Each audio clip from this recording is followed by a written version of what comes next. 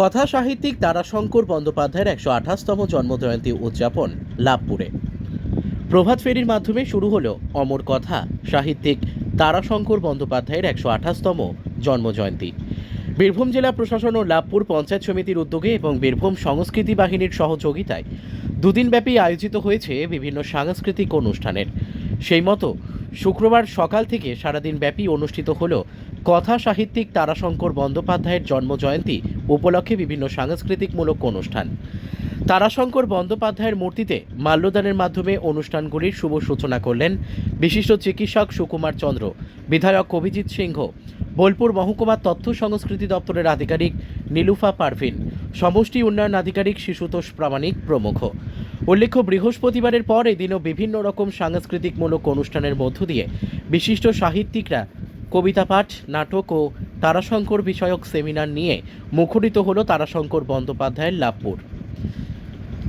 বীরভূম সংস্কৃতি বাহিনীর কর্ণধার উজ্জ্বল মুখোপাধ্যায় জানান, তারাশঙ্কর বন্দ্যোপাধ্যায়কে স্মরণ করতে বিভিন্ন অনুষ্ঠানের মধ্য দিয়ে তারা যে বসত ভিটে ধাত্রী দেবতা, সেখানে কিংবদন্তি ডক্টর সুকুমার চন্দ্র তিনি মাল্যদান করে অনুষ্ঠানের সূচনা করেন। বিভিন্ন লোকশিল্পী, ছাত্রছাত্রী ও সাহিত্যিকদের নিয়ে সাত সকালে করা হয় একটি বর্ণাঢ্য শোভাযাত্রাও। বিধায়ক অভিজিৎ সিংহ জানান, লাভপুরে একটি ইতিহাস রয়েছে কথা সাহিত্যিক তারাশঙ্কর বন্দ্যোপাধ্যায়কে নিয়ে।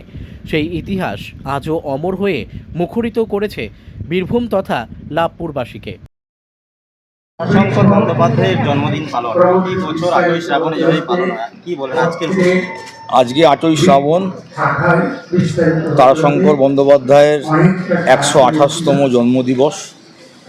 অত্যন্ত আমরা গর্বিত, আনন্দিত এবং ধন্য যে রাজ্য সরকার মাননীয় মুখ্যমন্ত্রী মমতা বন্দ্যোপাধ্যায়ের উদ্যোগে, তার অনুপ্রেরণায় এবং রাজ্য সরকারের বাংলা একাডেমির আর্থিক আনুকূল্যে জেলা প্রশাসন, ব্লক প্রশাসন, আমাদের লাভপুর পঞ্চায়েত সমিতির সকলের সহযোগিতায় এবং আমাদের বীরভূম সংস্কৃতি বাহিনী তাদের অংশগ্রহণের মাধ্যমে আমরা দুদিন ব্যাপী এই তারাশঙ্কর বন্দ্যোপাধ্যায়ের জন্মদিন পালন করছি। কলকাতা থেকে বিশিষ্ট মানুষজনরা এসছেন, সাহিত্যিকরা এসছেন, বীরভূম জেলার বিভিন্ন প্রান্ত থেকে সাহিত্য অনুরাগী মানুষজন এসছেন। গতকাল থেকে শুরু হয়েছে।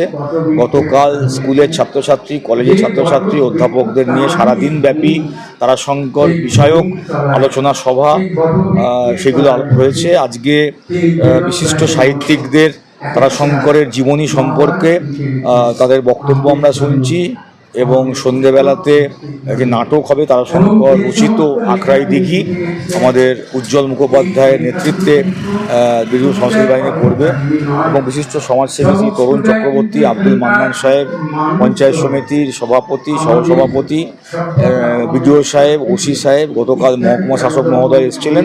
সকলে মিলে দুদিনব্যাপী অনুষ্ঠান হচ্ছে। আমরা খুব খুশি। তারাশঙ্কর বন্দ্যোপাধ্যায় পরিবারের দীর্ঘদিনের দাবি যে তাদের যে তারাশঙ্করের যে জন্ম, তাদের পরিবারের পক্ষ থেকে যে আবেদন আমরা পেলাম, আমরা বিডিও সাহেবকে দায়িত্ব দিলাম। কারণ আপনারা বুঝতে পারছেন যে সব ব্যাপারে একটা তার লিগ্যাল পেপারস লাগে, অর্থাৎ সেই জায়গা বা সেই বাড়ি বা সেই জমি মালিকানা কাদের, এটা কি পারিবারিক কোনো নাকি তার কতগুলো শরিক আছে, সেটাকে সরকারিভাবে সহযোগিতা করতে গেলে কি দরকার, সেটা কি ট্রাস্ট গঠন করতে হবে, বা তারা যদি আবেদন করে তাহলে কি আমরা পঞ্চায়েত সমিতিকে সেটাকে অধিগ্রহণ করব।